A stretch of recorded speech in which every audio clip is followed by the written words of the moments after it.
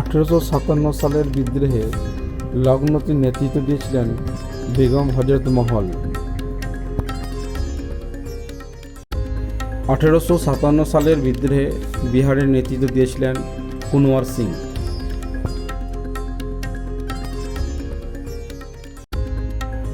ঝাঁসি আক্রমণ করেছিল British officer sir Hugh রোজ।